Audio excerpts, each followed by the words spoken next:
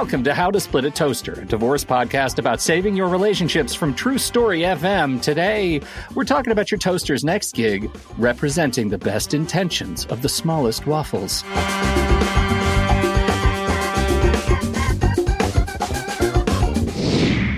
Welcome to the show, everyone. I'm Seth Nelson. As always, I'm here with my good friend, Pete Wright. Today, we're talking about Guardian Ad Litems. Who are they? What do they do? Who do they represent? Are they on your side or not? What's going on with those people, Pete? It seems to me that they are faculty at Hogwarts. That's what it sounds like. Well, and thank you for joining us today. That's a wrap. That's you it. Touched it. You crushed it. That's right. I'm a middle-aged white man. Let's talk about Gryffindor. So it's a great concept, a Guardian Ad Litem. And what they are individuals, neutral third parties that are supposed to help the judge gather information, write a report, come to court and say, Judge, here's everything that I learned. I did an investigation. I wrote a report. The parents gave me a list of people to talk to, babysitters, coaches, friends, school teachers, grandparents, aunts, uncles, anybody that's seen you interact with the kid, right?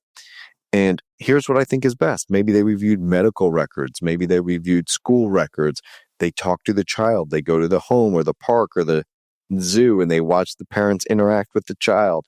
And it's supposed to, spend hours and hours and hours of looking at all this stuff because as we know in the court system, the judge doesn't have hours and hours and hours to do all this, right? And then you get the report, you put them on the stand and they say, Judge, here's what I think. Sounds like a great idea, right? Yes. Couple problems. Okay. Check your local jurisdiction on this one.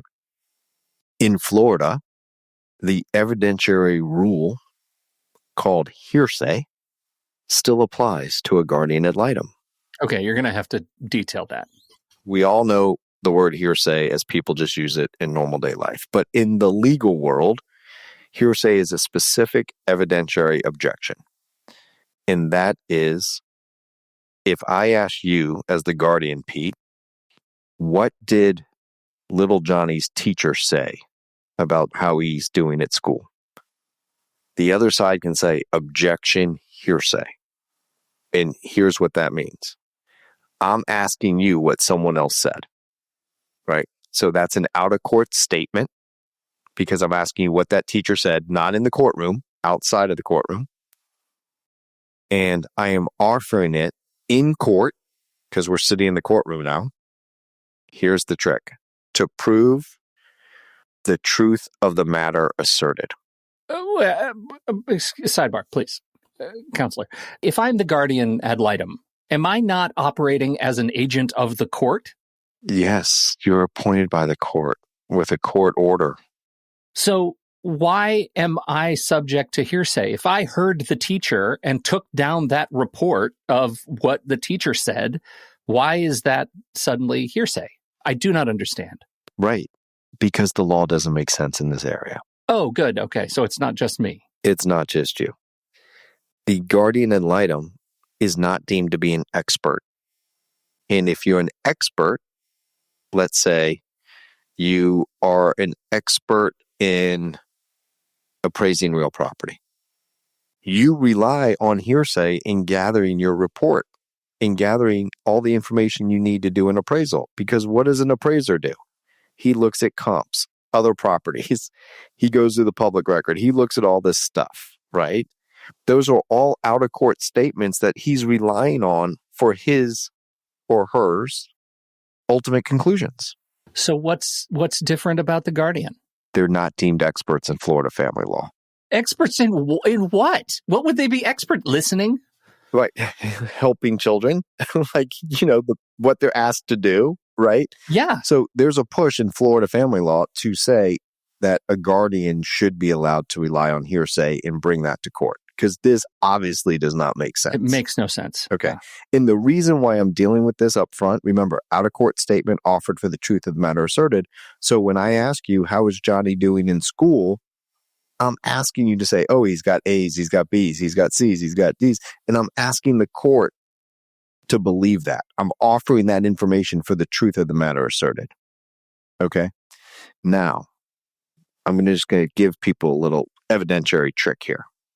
If I say to you, how is Johnny doing in his grades? And the other side says, objection, hearsay. And the judge looks at me and says, Mr. Nelson, response. I'm going to say, I'm not offering this answer for the truth of the matter asserted. I'm not offering it, Judge, to prove whether Johnny's getting A's and B's or to prove whether he's getting C's or D's. Okay.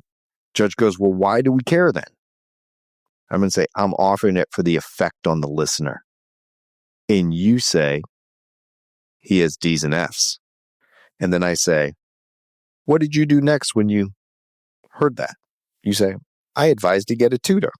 So I'm not offering it that he really has D's and F's. I'm offering it because when you heard that, whether it's true or not, it had an impact on you. And you then said he needs a tutor. Okay.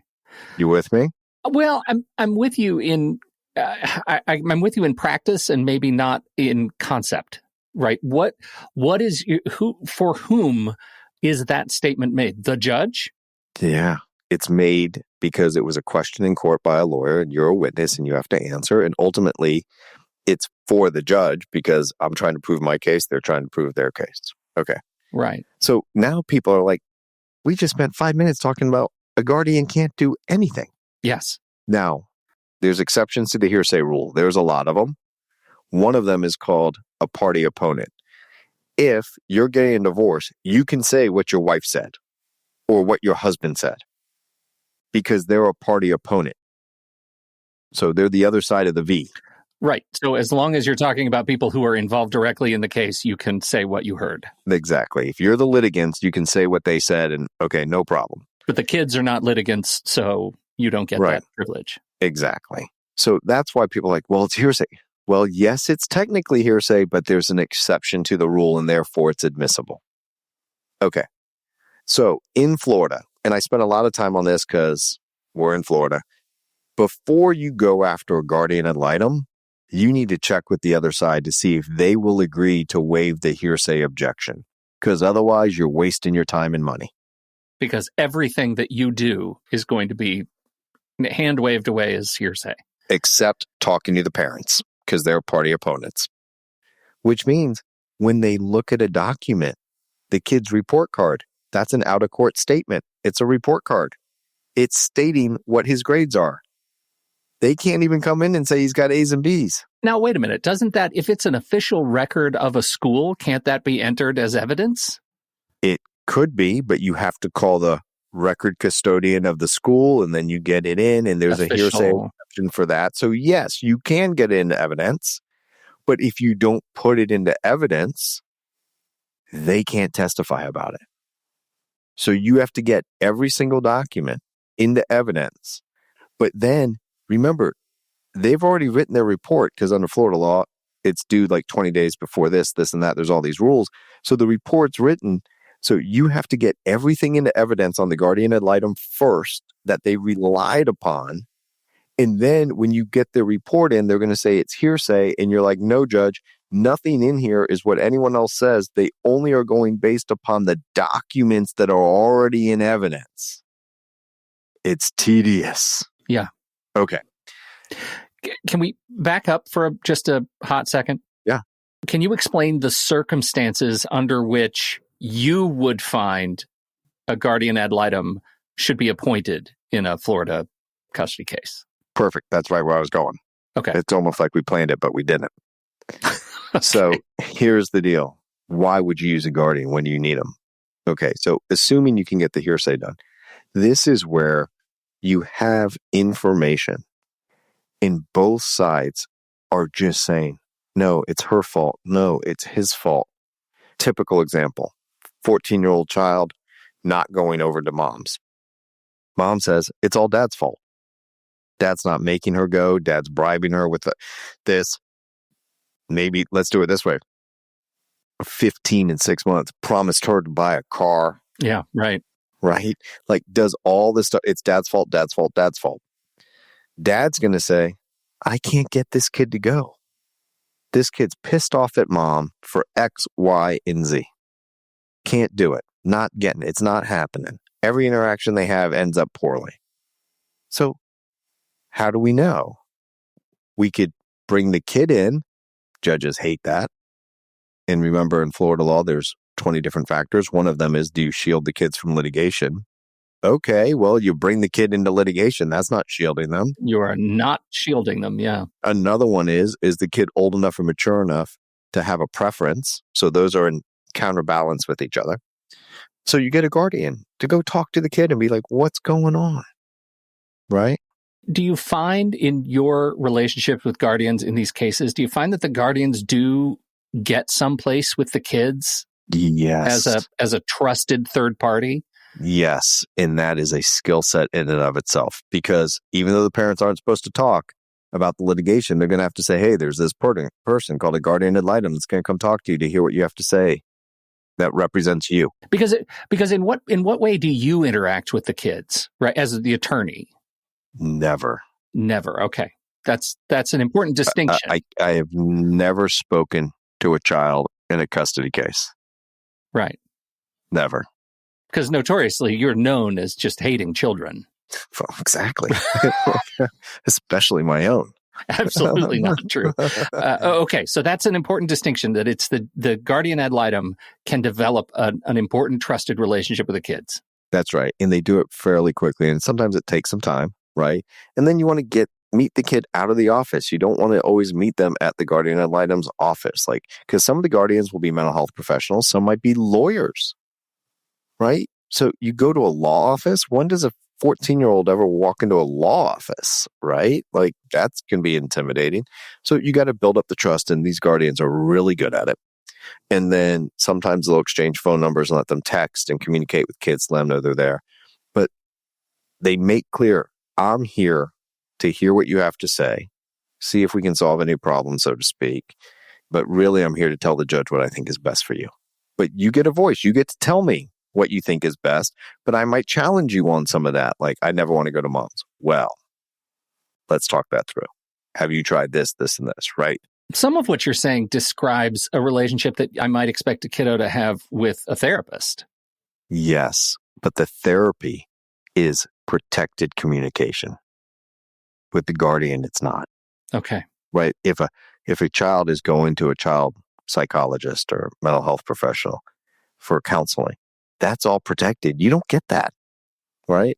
And the concept there is pretty obvious. You want them to speak freely. They're not going to speak freely if they know if they say something to them and the person's going to turn around and say, I really like mom, but dad offered me a car. Yeah, right. Right. So that goes to the question of trust, though. The child knows, presumably, that their relationship with the Guardian Ad Litem is public to the stage of the case. Yes. And that's where building the trust is look, I'm here to advocate for what I think is best, but you need to be straight with me.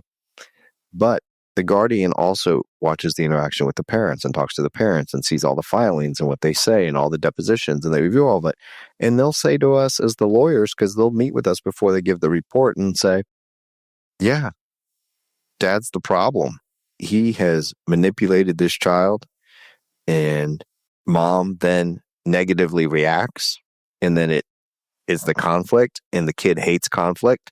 So the kid's going to be like water and take the path of least resistance, and the path of least resistance is not going to mom's. Yeah. And it's horrible. Yeah. And boy, just hearing you say that, I can absolutely see why getting agreement on this hearsay thing is important, because you could just get hammered with objections, because why would you trust anything that the guardian says? You're getting nowhere if it didn't go to your case. So let's drill down a little bit on impact on custody decisions, right? So assuming you waive the hearsay rule, how much weight do judges typically give to the guardian's recommendations? A lot of weight. The law is clear, though. The judge does not have to accept a guardian's report. A judge can say, I think this guardian did a good job in evaluating these parties. and I appreciate the recommendation, but ultimately on the court, it's my job to decide I'm going to not go with the recommendation, right? And that is tough for a judge to do because, and I don't mean this in a derogatory way, and it might come out that way. The easy thing is for the judge to say, Guardian did a great job. I'm going with the report, right? You got a guardian. He did all this work. They waived the hearsay. Here's what they said. They were on the stand and held up to cross-examination, right? Inevitably, one of the parties is going to attack the guardian for not doing a good job because they ruled against them. Their recommendations are against them. The other one's going to say, this is the best guardian in the history of guardians. Right? Yeah, right. Superhero guardian. I get it. Yeah. So it's an interesting dynamic. And sometimes maybe you think the guardian did a nice job, but just got the recommendations wrong. So then as the lawyer, you got to support the guardian in their kind of fact-finding, but in their effort, not in their ultimate decisions. So it's a delicate balance, right? The other thing that we really need to focus on, which is really overlooked, is how do you, the parent, deal with the guardian, right? Because what you want to do is you're like, oh, I'm finally someone that's going to represent my kid and can talk to my kid. I'm going to tell you how it is. And you think if you just tell your story, the guardian's going to believe you. I assure you, the guardian has heard this story before with different names, ages, children. But when you've been doing this as long as we have, nothing surprises you. So you really need to get your thoughts in order. You need to say what you think the root problem is. You need to say what you think the symptoms then are, and what you think you've done well in trying to work through those issues in areas that you think you can improve on.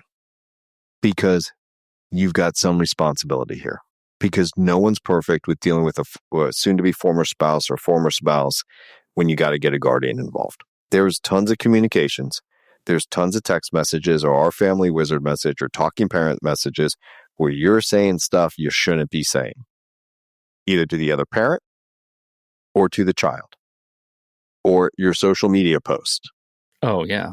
Well, we've talked about that before. Stay off. The question I have for you is about the dueling objectives of parents in a contentious relationship. How do you guide? Like I assume you're giving guidance to your client on how to relate to the guardian.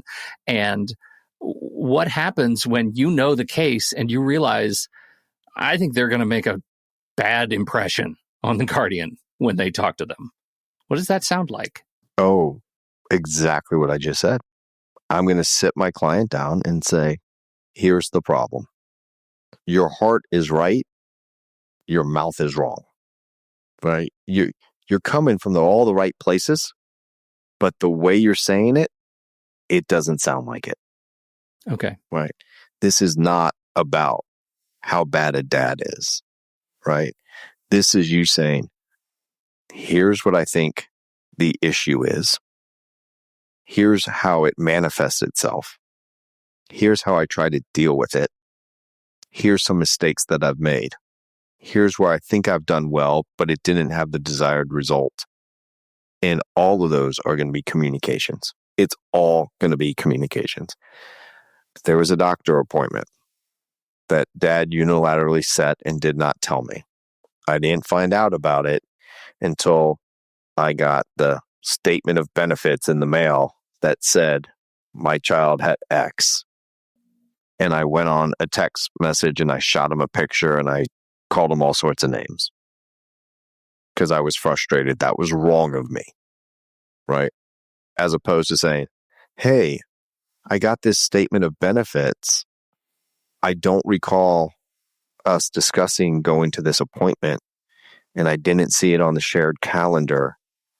My first concern is everything okay? And my second is, if I missed it, please let me know. But can we work together to make sure that we're both aware of medical issues in the future? Right. Let's try to maintain civility. Yeah. And usually it's like, you didn't even tell me about the appointment. They never ask if the kid's okay. Yeah, right. Which actually gets to my next question, which is you mentioned the Guardian has a recommendation, and both of the parents, I'm going to assume goodwill and say both of the parents are trying to make the case that they are that they want to spend time with their kids. Let's just say that. What happens when the kiddo comes out and says, I have an opinion, I have agency here, and I want to do something that conflicts with the recommendation of the Guardian? Yeah, well, the Guardian would have had to say, that's what the child told me, and I didn't agree with it for these reasons. Right? Yeah. I guess, is there any weight to that in court? Dependent, I know, on it's a 6-year-old, you're not going to give him as much grace as you are, a 17-year-old. Yeah, and I've had a case with a Guardian Ad Litem, and I don't remember if it was actually a Guardian, but the kid came in to testify, and literally the judge goes, everybody here is right. That is a smart, educated, mature child. And there's a court order for him to be in Florida. He needs to come back to Florida. Wow. Yeah. Wow. And the kid was like in his junior year or senior year or something in high school. And had to leave his high school. Yep. Wow. So ultimately, the kid doesn't get to make the decision. Yeah. Okay. Who bears the cost of the Guardian? It's usually argued about. Judges tend to say one of the following things. We're splitting this without prejudice, which means you both pay for now. We can argue about the money later. But I'm getting this report now from the Guardian, and you both are going to split it. Okay? The second thing the judge can say is, Mr. Nelson, your client wants it. They can pay for it. I'll do it without prejudice. We can argue about it later, but if you want to front the cost, fine. Okay. So when you're asking for something, you better be prepared to pay for it on the front end. You can argue on the back end, but you better be prepared to pay on the front end. Okay. And is there any circumstance in which the court orders a Guardian and decides who pays for it? Yeah, they can decide up front, especially if one person has a lot more income than the other, if there's a huge disparity of income. So there's a lot of different ways that can flush out. But, there's very little time. And do you want to spend your time arguing for a Guardian in court if you have to go to court to argue about it, about who's going to pay for it? Or you want to argue the substance on why you need it? I'm taking the substance on why I need it every day of the week and twice on Sunday. Yeah. So I feel like you've given a really solid sort of overview of kind of the threshold interactions with the Guardian. But are there any just common fumbles you see parents make when dealing with a Guardian that we need to know about? Always blaming the other. Always blaming the other side. They write that down in their little book. Yeah. They're always blaming. And the Guardians, they do this all the time. They can read through this. And they'll get the lawyers on the phone and say, here's the problem. It will be Tuesday, and one will say it's Wednesday, the other will say it's Monday. So we're not going to get anywhere here. And my report's going to say these are two of the worst parents I've ever seen. Judge, here's my recommendation, but it's not going to help this kid. And then what does the judge do? Do you have any other parents you could recommend that would take this child? That's right. And then they say, you know what? There's this podcast called The Toaster. and there are two guys there that seem to like kids. Take them. The Toaster will start fostering kids. But only from poorly litigated parenting cases, not regular foster care. We didn't mention this up front. You said kind of as a side comment that they could be an attorney, the Guardian, but I don't think we ever specified what qualifications are there, if any, that are required to become a Guardian. Yeah, so there's some courses you can take, right? Mental health professionals can be Guardian, listed in the statute, and being a member of the Florida Bar is one of them. But there's some really, really great people out there that have taken courses and just do this for kids. And it's one of those jobs, overworked, underpaid. Yeah, it's really great people out there with good hearts that care about kids that do it. And very well supported by you as an attorney. Oh, if we can get a good one, we do it. Now, sometimes the court, there's usually two types of Guardians in their professional backgrounds. One is mental health professional, and the other ones will be lawyers that have litigated these issues. Because we've seen the issues, we care about kids, despite what people say about divorce attorneys. And so you're trying to get there and help people.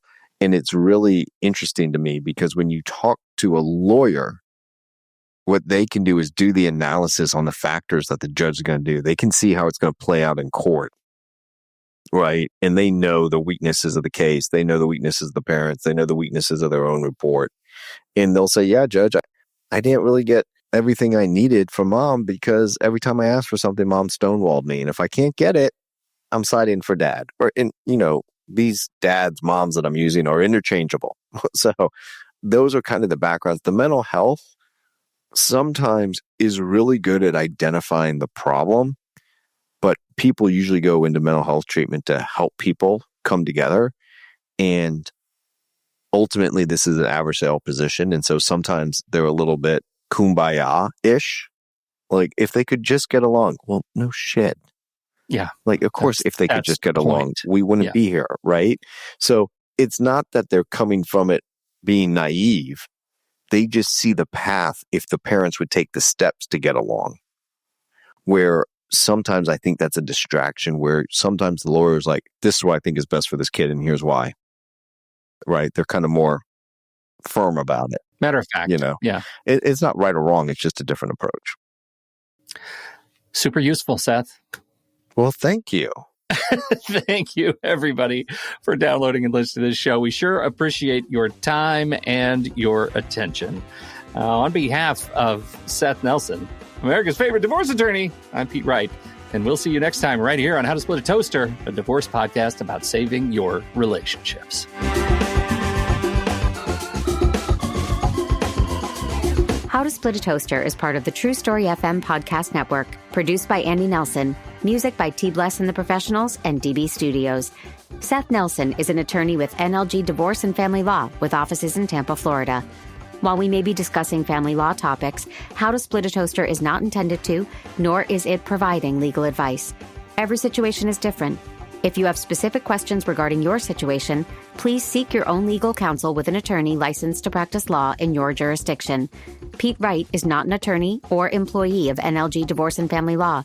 Seth Nelson is licensed to practice law in Florida.